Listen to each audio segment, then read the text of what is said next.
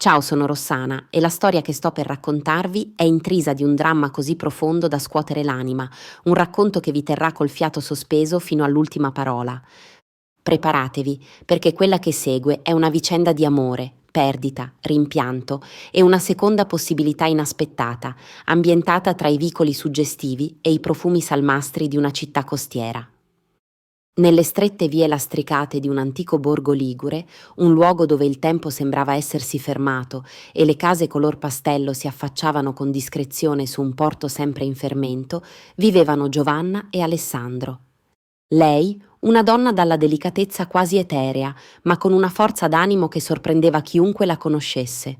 I suoi occhi, specchi di un'anima profonda, erano capaci di cogliere le sfumature più sottili della vita, e il suo sorriso, raro e prezioso, era un faro in grado di dissipare anche le nebbie più dense. Lui, Alessandro, era un uomo dal successo innegabile nel mondo degli affari, una figura stimata e rispettata, ma celava dietro la sua impeccabile facciata una corazza di orgoglio che troppo spesso diventava una barriera insormontabile. Il loro primo incontro fu un incrocio fortuito in una tiepida serata di fine estate, durante la vivace festa patronale del paese. Un attimo, un solo sguardo, e la casualità si trasformò in un'attrazione irresistibile, un vortice di emozioni che li travolse entrambi.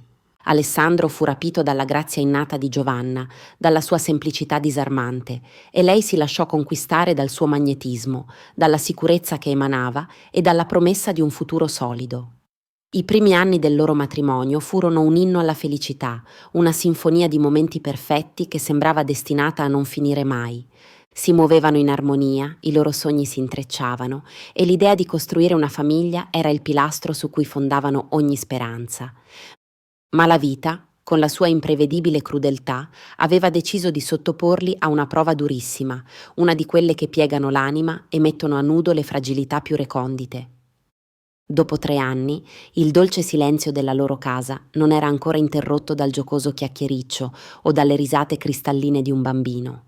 L'eco di quel vuoto risuonava ogni giorno più forte e in Alessandro iniziava a farsi strada un nervosismo crescente, un'ombra che offuscava la sua consueta compostezza. Voglio un figlio, Giovanna, le diceva spesso, la sua voce un misto di speranza flebile e impazienza crescente. Un erede, qualcuno che porti avanti il nostro nome, il nostro destino, la nostra storia. Giovanna, con il cuore stretto in una morsa di angoscia, era costretta a confessargli la sua verità più dolorosa. Non riusciva a concepire. La diagnosi, pronunciata con fredda oggettività dai medici, parlava di cause inspiegabili, un mistero che la scienza non sapeva decifrare. Ma per Alessandro, accecato dal suo orgoglio ferito, quella inspiegabilità si traduceva in un problema che Giovanna doveva risolvere, un fardello esclusivamente suo. Il dubbio iniziò a insinuarsi nella sua mente, velenoso e subdolo, portandolo a sospettare della sua donna, a insinuare che non fosse abbastanza, che ci fosse qualcosa di profondamente sbagliato in lei, qualcosa che la rendeva incompleta ai suoi occhi. Ogni discussione si trasformava in una battaglia verbale, le parole diventavano pugnali che li laceravano, scavando un abisso sempre più profondo tra loro. L'amore che li aveva uniti sembrava sgretolarsi sotto il peso di aspettative infrante e accuse velate. Una sera l'ennesima lite si consumò, più furiosa e lacerante delle precedenti. Le pareti della loro casa sembravano vibrare sotto il peso delle parole non dette e delle accuse urlate.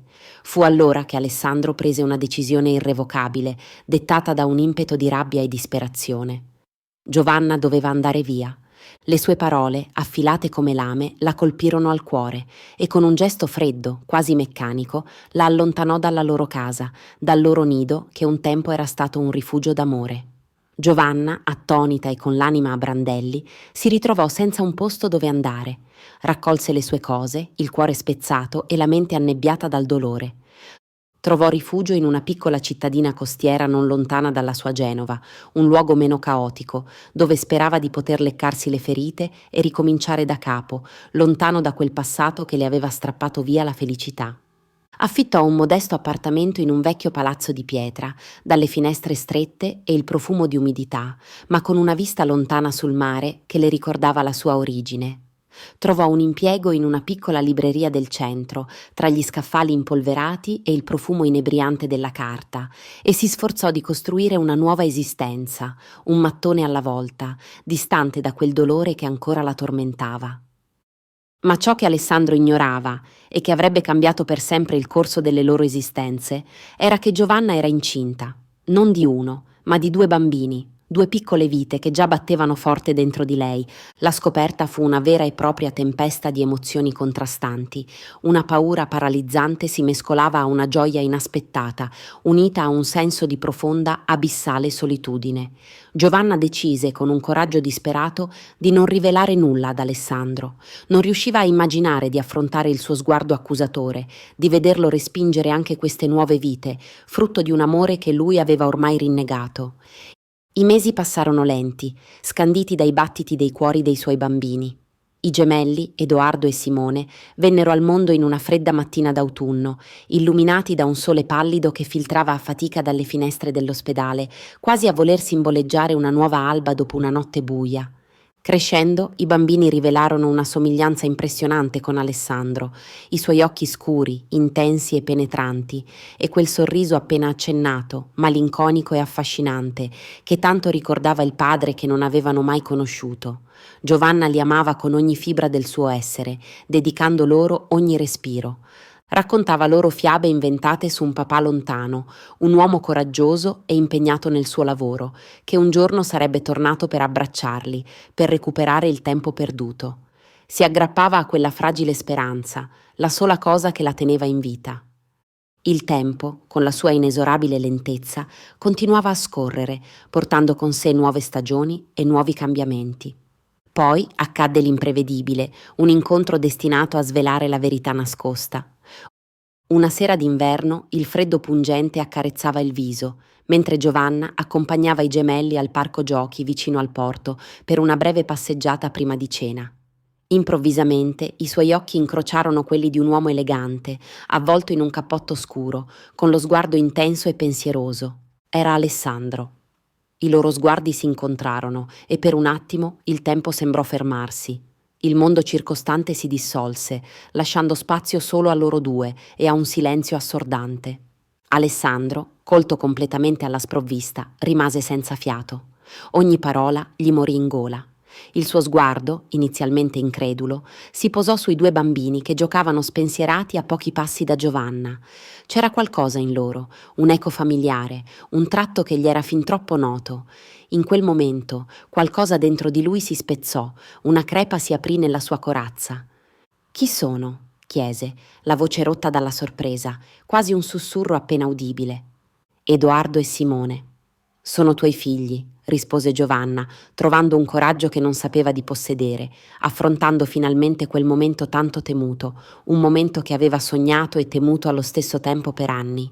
L'uomo rimase senza fiato, come se tutto ciò fosse un sogno vivido da cui non riusciva a svegliarsi. Un'ondata di rimorso e consapevolezza lo travolse. In quell'istante comprese l'enorme peso delle sue azioni, la distanza incolmabile che aveva costruito con anni di orgoglio cieco e incomprensioni distruttive. Vide il volto di Giovanna, segnato dalla sofferenza che lui stesso le aveva inflitto, ma anche illuminato da una forza e una dignità che lo commossero profondamente. I mesi seguenti furono un turbinio di emozioni, un delicato valzer di incontri cauti, di passi avanti e talvolta di passi indietro. Alessandro cercava in ogni modo di riallacciare i fili spezzati. I gemelli, timidi e diffidenti all'inizio, iniziarono lentamente a legare con quel padre ritrovato, un uomo che faceva di tutto per essere presente, per recuperare ogni istante del tempo perduto. Li portava al parco, leggeva loro favole, ascoltava le loro domande ingenue con una pazienza infinita. Giovanna osservava tutto da lontano, il cuore diviso tra la paura di essere nuovamente ferita, di rivivere quel dolore lancinante e il desiderio profondo di credere in una seconda possibilità, in un futuro in cui la felicità potesse finalmente essere completa. Alessandro nel frattempo si era trasformato. L'arroganza che lo aveva accecato era svanita, lasciando spazio a un'umiltà inaspettata.